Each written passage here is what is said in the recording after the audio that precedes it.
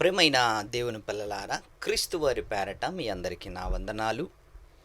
ఈ అవకాశమును దయచేసిన కన్న తండ్రైన దేవుడికి కృతజ్ఞతాస్తుతులు చెల్లిస్తూ, యూట్యూబ్ను వీక్షిస్తున్న నా ఆత్మీయులందరికీ క్రీస్తు వారి పేరట మీకు వందనాలు, స్తోత్రములు.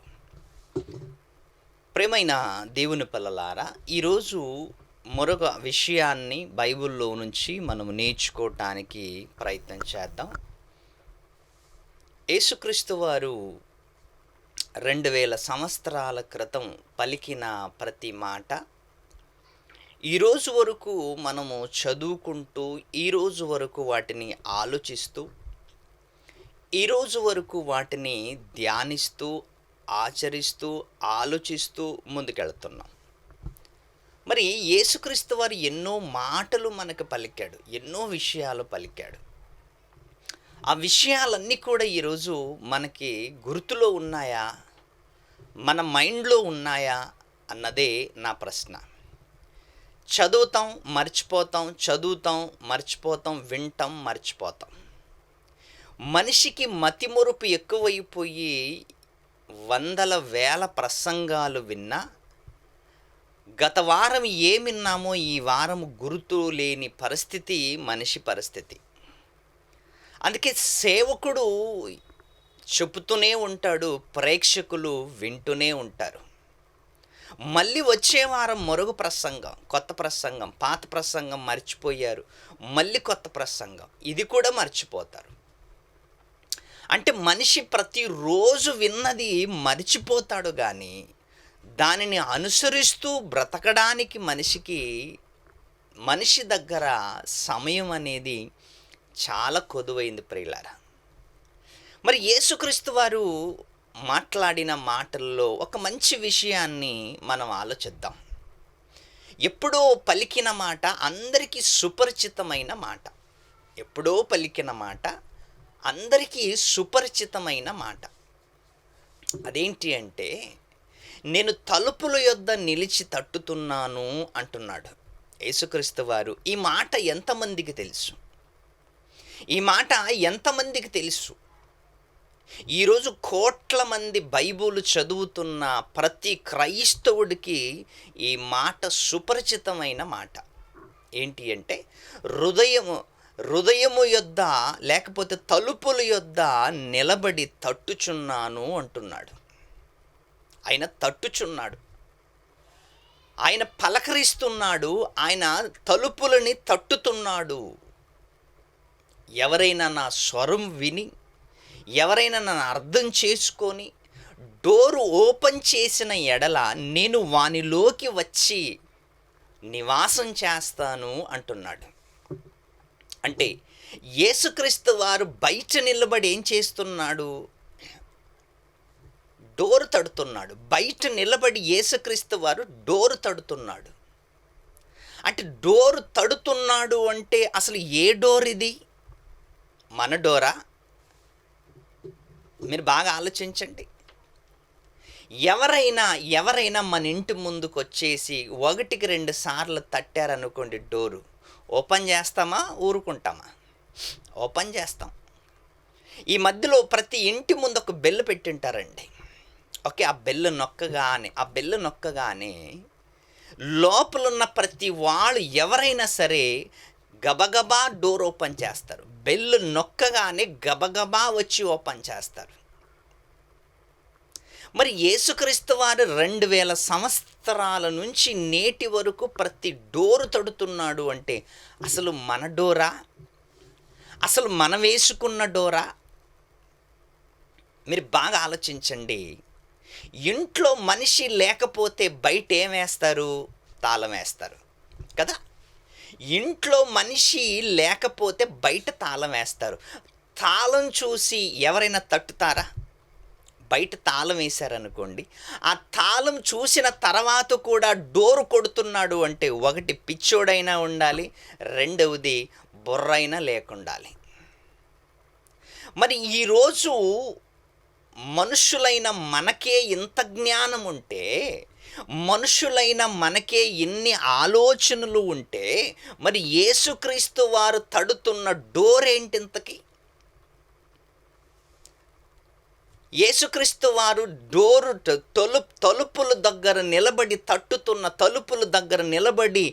తట్టుతున్న డోర్ ఏంటి?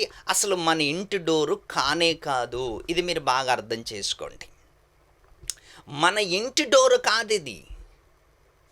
మన ఇంటి డోర్ ఏంటంటే, ఒకవేళ మనం లోపలుంటే బయట ఎవరైనా తట్టుతున్నారనుకోండి, ఇమ్మీడియట్గా వచ్చి దాన్ని ఏం చేస్తాం? ఓపెన్ చేస్తాం. బెల్ ఉంటుంది ఏంటి, బెల్లు మోగగానే ఇంట్లో వాళ్ళు గబగబా వచ్చి ఓపెన్ చేస్తారు. మరి యేసుక్రీస్తు వారు తట్టుతున్న డోర్ ఏంటి అంటే, హృదయం అనే తలుపులు.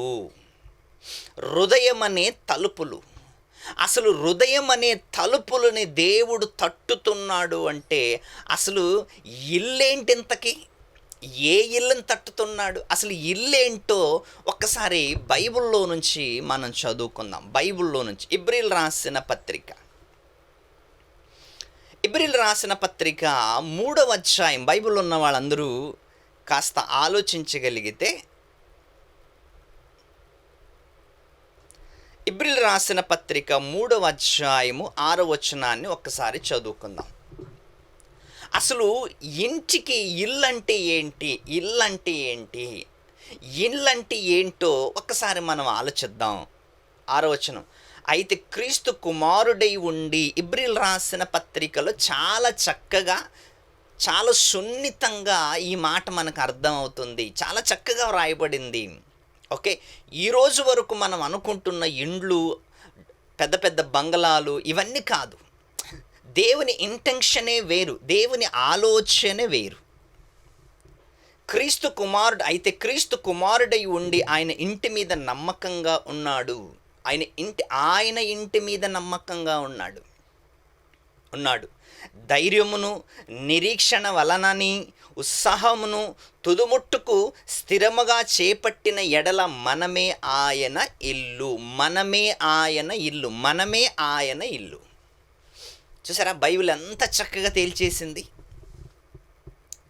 బైబిల్ చదువుతున్నప్పుడు నీకు ఇల్లంటే ఏంటో, అసలు మన లోక సంబంధమైన ఇల్లు కాదు, అసలు లోక సంబంధమైన ఇంటిని దృష్టిలో ఉంచకూడదు, అసలు దేవుని ఇంటెన్షన్ వేరు ఇళ్ళ విషయంలో అని బైబిల్లోకి వెళ్ళి మళ్ళీ తొంగి చూడాలి. బైబిల్లో చెట్టు అనగానే మళ్ళీ చెట్టు దగ్గరికి వెళ్ళిపోకూడదు. బైబిల్లో సముద్రాలు అనగానే సముద్రాల దగ్గరికి వెళ్ళిపోకూడదు. కొండలు అనగానే కొండల దగ్గర వెళ్ళిపోకూడదు. దాని వెనకాల భావం ఏంటో అర్థం చేసుకోవాలి. దాని వెనకాల భావం ఏంటో అర్థం చేసుకుంటే నిజంగా మనకు అద్భుతంగా బైబిల్ అర్థమవుతుంది. ఏమంటుంది? స్థిరముగా చేపట్టిన ఎడల మనమే ఆయన ఇల్లు. మనల్ని దేవుడు తయారు చేసిన నిర్మాణమే మనం. దేవుడు మనలను తయారు చేసి మనలో నివాసం చెయ్యాలన్న ఆలోచన దేవుడిది. మనలో నివాసం చెయ్యాలి, మనలో ఉండాలి, మనలో సంచరించాలి అని దేవుని ఆలోచన. ఒకరోజు సొలొమోను గారు మందిరాన్ని కట్టాలనుకున్నాడు. సొలొమోను గారి మందిరాన్ని కట్టాలనుకుంటున్నప్పుడు దేవుడు సైజ్ ఇస్తాడు. నోహావు గారి వాడ కట్టడానికి ఎలాగైతే సైజ్ ఇచ్చాడో, మందిరాన్ని కట్టడానికి సొలొమోను గారికి సైజ్ ఇచ్చాడు. ఏంటో సైజు తెలుసా?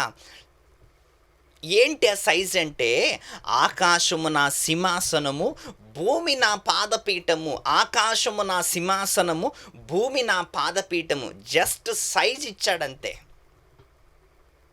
మరి ఆకాశమే ఆయన సింహాసనం అయినప్పుడు, భూమి ఆయన పెట్టుకునే పాదం అయినప్పుడు, ఆయన కోసము మందిరము నిర్మించాలి అంటే మన వల్ల అవుతుందా? కాదు. కాబట్టే సైలెంట్గా మనమే దేవునికి ఆలయంగా మారాలి. చక్కగా మనమే దేవునికి ఆలయంగా మారాలి. ఆకాశము, మహా ఆకాశములు కూడా పట్టజాలనంత గంభీరమైన దేవుని దేహము, అసలు ఆయన దేహము, ఆయన ఆకారము దేనితో కొలుస్తున్నాం చెప్పండి? దేనితో కొలవటానికి మనం సరిపోతున్నాం? దేనితో కొలవటానికి సరిపోం. ఎందుకంటే ఆకాశము, మహా ఆకాశములు కూడా పట్టజాలనంత గంభీరమైన దేవుని ఆకారం. అలాంటి ఆకారము కోసము సొలొమోను గారు మందిరాన్ని కట్టిస్తున్నాడా అని. అయితే కట్టు, ఆకాశము నా సింహాసనము, భూమి నా పాదపీఠము.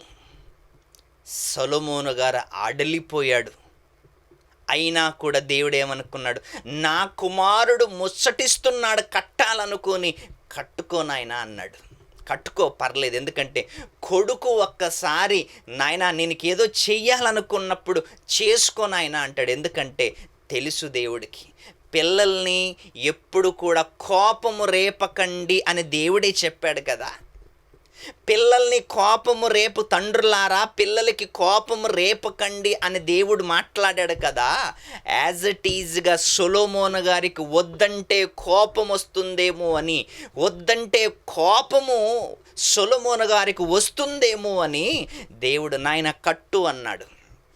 నువ్వు కట్టు, మందిరాన్ని కట్టు. చూసారా?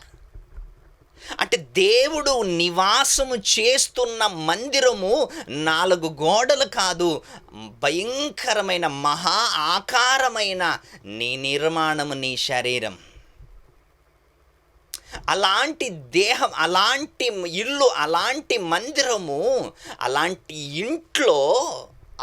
ఇంట్లో దేవుడు తాను కట్టుకున్న ఇంట్లో తానుండాలని ఆలోచించుకుంటున్నప్పుడు, తాను కట్టుకున్న ఇంటి బయట దేవుడు ఏం చేస్తున్నాడు తెలుసా? డోరు దగ్గర నిలబడి తట్టుతున్నాడంట. ఇదిగో ఎవరైనా నా స్వరము విని ఆ డోరు తీసిన ఎడల నేను వానిలోకొస్తాను. జక్కయ్య డోరు తీశాడు తెలుసా? జక్కయ్య గారు డోరు తీశాడు. డోరు తీసిన వెంటనే, ఏ డోరు? హృదయం అనే డోరు తీశాడు. రక్షణ కలిగింది జక్కయ్య గారికి. మీరు బాగా ఆలోచించండి. యేసుక్రీస్తు వారు బయట నిలబడి డోరు తట్టుతున్నాడు అంటే అసలు బయట నిలబడవలసిన అవసరత ఏమొచ్చింది? బయట ఎందుకు నిలబడ్డాడు? బయట నుంచి ఎందుకు డోరు కటకటాయిస్తున్నాడు? బయట నుంచి ఎందుకు డోరును తడుతున్నాడు? మీరు ఆలోచించండి. అంటే బయట నుంచి తడుతున్నాడు అంటే లోపల ఆల్రెడీ ఎవరో ఉన్నారని అర్థం కదా. ఆల్రెడీ ఎవరో ఉన్నారని అర్థం. తాళం అయితే వేయలేదు. తాళం వేస్తే ఆటోమేటిక్గా తెలిసిపోద్ది, అమ్మో ఆల్రెడీ బయటికి వెళ్ళారు, ఎవరు లేరని వెళ్ళిపోతారు. కానీ తాళం వేయకుండా లోపల నుంచి వేసుకున్నారు అంటే లోపల ఎవరో ఒకడు కూర్చున్నాడు. ఎవడు కూర్చున్నాడు? దేవుడు బయట ఉన్నాడు, లోపల మరొకడున్నాడంట. మరొకడున్నాడు. చక్కగా ఇల్లు కట్టుకుంటాం ప్రియులారా. చక్కగా ఇల్లు కట్టుకొని దానికి తాళం వేసేసి ఒక్క సంవత్సరం పాటు బయటికి వెళ్ళిపోయాం. సంవత్సరం పాటు బయటికి వెళ్ళిపోయి ఒక సంవత్సరం బయటికి వెళ్ళిపోయి వచ్చి మన ఇంటికి వచ్చిన తర్వాత తాళం లేదు, కానీ లోపల మాత్రం పెట్టుకున్నారు, లోపల మాత్రం కడేసుకున్న తర్వాత బయట నుంచి తట్టుతున్నాం. ఎందుకంటే ఆల్రెడీ నేనేసిన తాళం పగలగొట్టేసి ఏం చేసుకున్నారు? ఆక్రమించుకున్నారు. లోపల నుంచి కడేసుకున్నారు. లోపల నుంచి ఏమేసుకున్నారు? కడిపెట్టుకున్నారు వాళ్ళు. అప్పుడు మనం ఏం చేస్తాం? బయట నుంచి నాక్ చేస్తాం. బయట నుంచి తలుపు తడుతున్నాం, తెరవండి అని. ఇప్పుడు యేసుక్రీస్తు వారు బయట నిలబడి తెరవండి అంటున్నాడు అంటే అసలు లోపల ఎవరున్నారు? ఏంటి? మీరు బాగా ఆలోచించండి. ఈరోజు భూమి మీద 800 కోట్ల మంది హృదయాలను దేవుడు పరిపాలించాలనుకుంటుంటే ఈరోజు ప్రతి హృదయాన్ని అపవాది పరిపాలిస్తున్నాడు. ఈరోజు ప్రతి హృదయాన్ని అపవాది ఆకర్షించుకున్నాడు. ప్రతి హృదయాన్ని అపవాది ఏలుతున్నాడు. దేవుడు ఉండవలసిన ఆలయములో, దేవుడు ఉండవలసిన ఆ దేహములో అపవాది ఆక్రమించుకొని ఈరోజు ప్రతి మానవ హృదయాలని ఏలుతున్నాడు అంటే అసలు దేవుడు బయట ఎందుకున్నాడో ఇప్పుడు మీకు అర్థం కావాలి. లోపలుండవలసిన యేసుక్రీస్తు వారు, లోపలుండవలసిన వాక్యము ఈరోజు బయట గెంటి వేయబడ్డాయి. బయట ఉండవలసిన వాడు లోపలికి వెళ్ళి హాయిగా కూర్చున్నాడు. లోపలికెళ్ళి హాయిగా కూర్చున్నాడు. ఈరోజు నీ హృదయములో ఎవరున్నారో మీరు ఆలోచించండి. నీ హృదయములో యేసుక్రీస్తున్నాడా? నీ హృదయములో వాక్యం ఉందా? నీ హృదయములో దయ్యం ఉన్నాడా? ఎవరున్నారు అసలు ఇంతకీ? ఎవరున్నారండి నీ హృదయంలో? నీ హృదయములో యేసుక్రీస్తు వారు ఉంటే నీవు ధన్యుడివే. నీ హృదయములో అపవాది ఉంటే నీ జీవితం ఇంకంతే సంగతి. బయట నిలబడి తట్టుతున్నాడు. ఎవరైనా డోరు తీస్తే, ఎవరైనా ఓపెన్ చేస్తే, ఎంతోమంది వాక్యాలు విని, ఎంతోమంది యేసుక్రీస్తు మాటలు విని తమ హృదయాలను తెరుచుకున్నారు. తమ హృదయములో యేసుక్రీస్తుకి స్థానం ఇచ్చారు. తమ హృదయాలను యేసుక్రీస్తుకి అంకితం చేశారు. ఒక మగ్దలైన మరియ, ఎంతోమంది మనం బైబిల్ చదువుకుంటున్నప్పుడు ఎంతోమంది జీవితాలు యేసుక్రీస్తు వారికి సరెండర్ అయిపోయారు. వాళ్ళ హృదయాలలో యేసుక్రీస్తు వారికి అంకితం చేశారు. వాళ్ళ హృదయాలలో యేసుక్రీస్తు వారు గూడు కట్టుకొని నివాసం చేస్తున్నాడు. ఎంతోమంది. మరి ఈరోజు చూడండి, ఈరోజు ఏ హృదయములో దేవుడున్నాడు? ఏ హృదయములో దేవునికి స్థానం ఇచ్చాము? ఈరోజు మనకి ఏ హృదయములో దేవుడికి మనం స్థానం ఇచ్చాం? ప్రియుడు ప్రియురాల కోసం స్థలం ఇచ్చాడు. తల్లిదండ్రులు పిల్లల కోసం స్థలం ఇచ్చారు. పిల్లలు తల్లిదండ్రుల కోసం స్థలం ఇచ్చారు వాళ్ళ హృదయాలలో. కానీ దేవుడికి మాత్రం స్థలము లేకుండా పోయింది. దేవుడికి మాత్రం స్థలము లేకుండా పోయింది. అవని అంతా ఆయనదే, సర్వము ఆయనదే. ఆయనకే స్థలము లేకుండా ఉండిపోయింది కదా. నక్కలకు బొరియలున్నాయి, ఆకాశ పక్షులకి గూళ్ళున్నాయి. నక్కలకి బొరియలున్నాయి, ఆకాశ పక్షులకి గూళ్ళున్నాయి. మనిషి కుమారునికి అంటే యేసుక్రీస్తు వారికి తల వాంచటానికి స్థలము లేకుండా పోయిందంట. చదువుకున్నాం కదా బైబిల్లో. ఎన్నిసార్లు చదువుకున్నాం ఈ మాటలు, ఎన్నిసార్లు ధ్యానించాం ఈ మాటలు. ఆకాశ పక్షులకు గూళ్ళున్నాయి, నక్కలకు బొరియలున్నాయి. మనిషి కుమారునికి తలవాంచుకోవటానికి స్థలము లేదు అంటే ఈరోజు ప్రపంచ హృదయాలను పరిపాలిస్తున్నది ఎవరు? అపవాది. భారతదేశాన్ని పరిపాలిస్తున్నది బీజేపీ అయితే ప్రపంచ రాజ్యాలను పరిపాలిస్తున్నది, ప్రపంచ హృదయాలను పరిపాలిస్తున్నది దేవుడా దయ్యమా? ఎవరు పరిపాలిస్తున్నారు మీరు ఆలోచించండి. యుద్ధాలు, ఘోరాలు, నేరాలు, వ్యభిచారాలు, దొంగతనాలు, మోసాలు, అబద్ధాలు ఎన్ని ప్రపంచంలో జరుగుతున్నాయి అంటే కారణం వాటన్నిటికీ అధిపతి ఎవరు? ఒక మంచి మాట చదువుకుందాం ప్రియులారా. లూకా రాసిన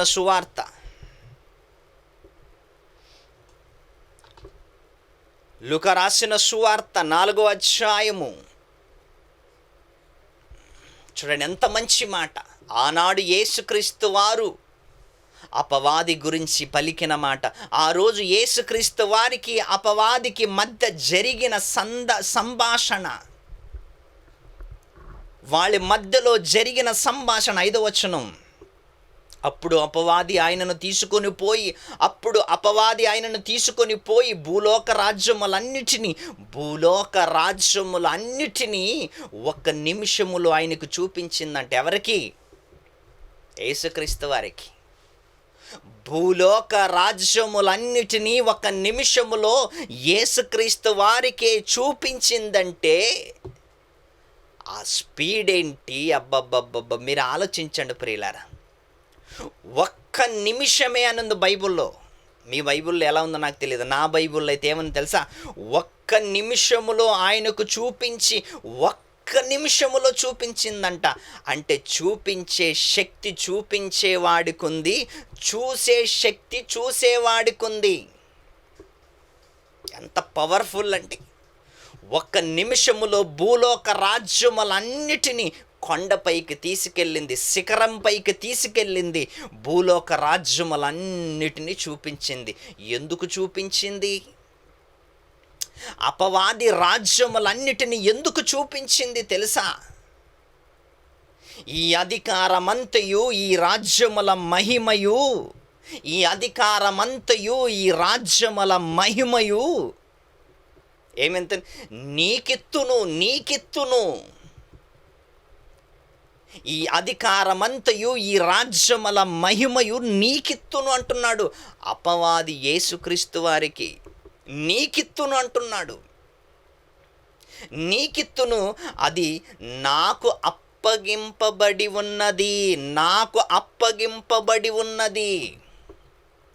నీకిచ్చేది, నీకిస్తాను, అది నాకప్పగింపబడి ఉన్నది, నాదైపోయింది.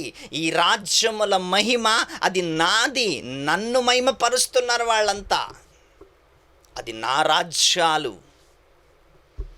యేసుక్రీస్తు వారితో సంభాషణ ఎలా ఉందో చూసారా? ఈ అధికారమంతయు, ఈ రాజ్యముల మహిమయు నీకిస్తానయ్యా. యేసుక్రీస్తు వారు నీకిస్తాను. ఈరోజు మన వాళ్ళు ఏం చేస్తారో తెలుసా? దయ్యం పట్టిన వాళ్ళు, దయ్యాన్ని పట్టి పీడిస్తున్న వాళ్ళు, దయ్యాన్ని వదిలిస్తున్నాము, దయ్యాన్ని వెళ్ళగొడతాము, దయ్యాన్ని పారదోలుతాము అంటున్న వాళ్ళందరికీ బైబిల్ సూటిగా సమాధానం చెబుతుంది. దయ్యము మీరనుకున్నట్లుగా కాదు. మీరనుకున్నట్లుగా దయ్యము బలహీనుడు కాదు, బలవంతుడు వాడు. యేసుక్రీస్తు వారిని నిలబెట్టి సంభాషణ చేస్తుంది. ఈ రాజ్యముల మహిమయు నీకిస్తున్నాను, అది నాకప్పగింపబడి ఉన్నది. అది ఎవనికి నేను ఇయ్యగోరుదునో, ఎవనికి ఇవ్వాలనుకుంటే వానికి ఇస్తాను. కానీ ఒక కండిషన్, వాడు నా వాడై ఉండాలి, నాకు మొక్కేవాడై ఉండాలి, నేను చెప్పినట్లు వినేవాడై ఉండాలి. అది వాని కండిషన్. రాజ్యముల మహిమయు, భూలోక రాజ్యముల మహిమయు నేను నీకివ్వాలి అనుకుంటే ఒక కండిషన్ అయ్యా, నీవు నాకు మొక్కాలి. 7వ వచనం, కాబట్టి నీవు నాకు మ్రొక్కితివా, నీవు నాకు మ్రొక్కితివా. నీవు నాకు మ్రొక్కితే, యూదులు ఎవరికి మొక్కరని తెలుసుగా మనందరికీ. యూదులు దేవునికి తప్ప ఎవరికి మొక్కరని తెలుసుగా మనకి. ఎక్కడ చదువుకున్నాం? పాత నిబంధనలో చదువుకున్నాం. ఎవరి గురించి చదువుకున్నాం? షద్రక్, మేషక్, అబద్నిగో. చావునైనా చస్తాము కానీ నీ ప్రతిమకు మ్రొక్కం కదా. చావునైనా చస్తాం, నీ ప్రతిమకు మ్రొక్కం అన్నారు వాళ్ళు పాత నిబంధనలో కదా. పాత నిబంధనలో ఆయన కనిపిస్తాడు మనకి. ఎవరైనా? ఎస్తేరు గ్రంథములో ఒక వ్యక్తి కనిపిస్తాడు మనకి. ఆయనే మొర్దెకై. మొక్కటం లేదు. యూదులు ఎవ్వరికి మొక్కరు. ప్రాణం పైకి వచ్చిన, ప్రాణాలు పోయిన, ప్రాణాలకి పై వచ్చిన మొక్కేదే లేదు. మొర్దెకై మొక్కలేదు. షద్రక్, మేషక్, అబద్నిగో మొక్కలేదు. యేసుక్రీస్తు వారు మొక్కడు కూడా ఎవరికి. ఆయనకు మొక్కే అంత ఈన స్థితి కాదు. ఆయన మొక్కించుకునే అంత బలవంతుడు యేసుక్రీస్తు వారు. ప్రతి మోకాలు ఆయన ముందు మోకరించాలి, అంత బలవంతుడు యేసుక్రీస్తు వారు. కానీ అపవాది యేసుక్రీస్తు గురించి తెలియకే మాట్లాడుతున్నాడు అపవాది. యేసుక్రీస్తు గురించి సరిగ్గా అర్థం కాలేదనుకుంటాను ఆయనకి. అందుకే ఇదంతా నేను నీకు ఇస్తాను, నీ ఒక్కసారి నాకు మ్రొక్కితే యేసుక్రీస్తు వారికి అర్థమైపోయింది. ఆ రాజ్యముల మహిమ అంత కూడా తన వశం చేసుకోవాలి, తన వైపుకు తిప్పుకోవాలి అంటే పై ఎత్తు ఆలోచించాలనుకున్నాడు. ప్రతి హృదయాల డోర్లను తట్టడం ప్రారంభించాడు. వాక్యాన్ని ప్రకటించాడు. వాక్యాన్ని రాత్రి పగలు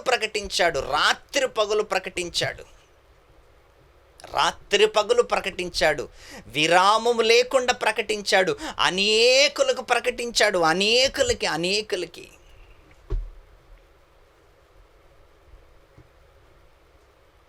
అనేకులు ఆయన వైపు వెళ్ళిపోయారు.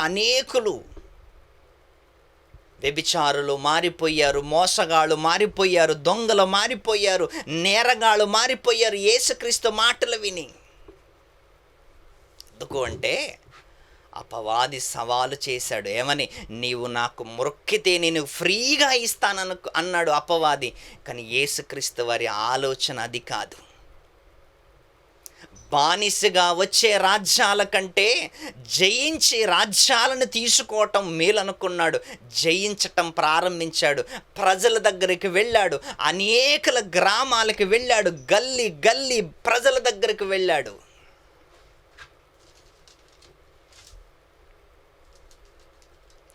అనేకుల దగ్గరికి వెళ్ళాడు.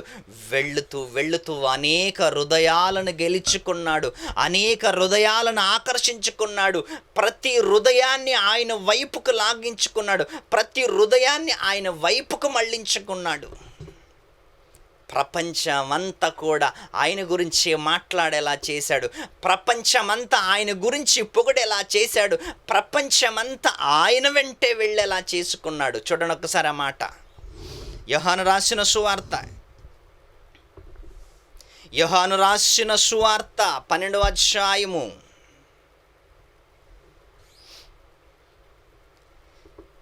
చూడండి, యోహాను రాసిన సువార్త 12వ అధ్యాయము 19వ వచనం.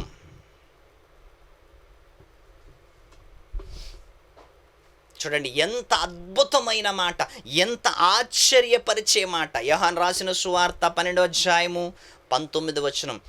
కావున పరిసయ్యులు ఒకరితో ఒకరు మన ప్రయత్నములెట్లు నిష్ప్రయోజనమైపోయినవో, మన ప్రయత్నాలు ఎట్లు నిష్ప్రయోజనమైపోయినవో. వీళ్ళంతా సాతాను ఏజెంట్లు అన్నమాట. వీళ్ళంతా సాతాను ఏజెంట్లు, సాతాను గుడాచారులు, ఆచారములో ఉంటూ మత ఛందస్సువాదులు. వీళ్ళంతా యేసు పరిచర్యలో అడ్డుపడిన వాళ్ళు, యేసు పరిచర్యలో యేసుక్రీస్తును ముందుకెళ్ళకుండా తీసుకెళ్ళిన వాళ్ళు, యేసుక్రీస్తుని సాగనివ్వకుండా ఉన్నవాళ్ళు. అయినా యేసుక్రీస్తు ఆగలేదు, అయినా యేసుక్రీస్తు బెదరలేదు, అయినా యేసుక్రీస్తు జడియలేదు. తాను ప్రకటించాలనుకున్నది, తాను చెప్పాలనుకున్నది, పరలోక సంబంధమైన విషయాలు భూమి మీద విస్తారముగా ప్రకటించాడు. అలా ప్రకటిస్తున్నప్పుడు యేసుక్రీస్తును అడ్డుకోవటానికి ప్రయత్నం చేసిన వాళ్ళ ప్రయత్నములన్నీ కూడా నిష్ప్రయోజనమైపోయినవు. చూడుడి, ఇదిగో లోకము ఆయన వెంట పోయినదని చెప్పుకొనిరి, యేసుక్రీస్తు వారి వెంట లోకమంతా కూడా వెళ్ళిందంట. ఇప్పుడు మీరు బాగా ఆలోచించండి. లూకా సువార్తలో అపవాది ఏ ఛాలెంజ్ అయితే చేశాడు, ప్రతి ఛాలెంజ్ యేసుక్రీస్తు వారు చేసి లోకమంతటిని ఆయన వైపుకు లాగుకున్నాడు. ఆలోచించండి. అపవాది నేను ఫ్రీగా ఇస్తానన్నాడు. అపవాది నువ్వు నాకు మొక్కితే నీకు ఫ్రీగా ఇస్తానన్నాడు. యేసుక్రీస్తు తత్వం అది కాదు. యేసుక్రీస్తు విప్లవం అది కాదు.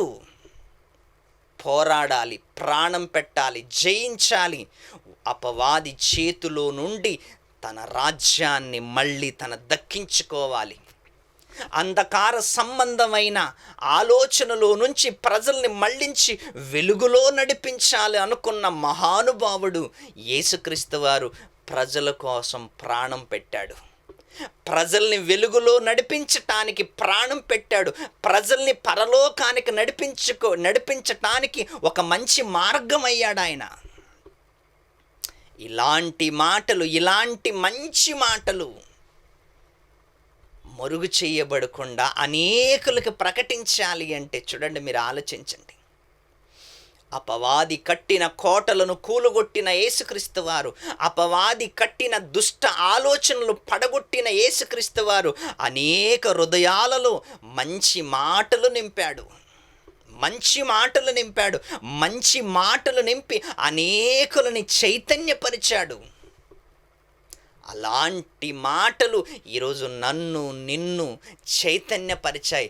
ఈరోజు నేను ఈ మాటలకి బానిసలయ్యాము అంటే ఒకరోజు ఆయన పలికిన మాటలు ప్రియులారా, ఒకరోజు ఆయన పలికిన మాటలు అపవాది పైన విజయం సాధించాడు, మరణం పైన విజయం సాధించాడు, అనేకులకి స్వాతంత్రం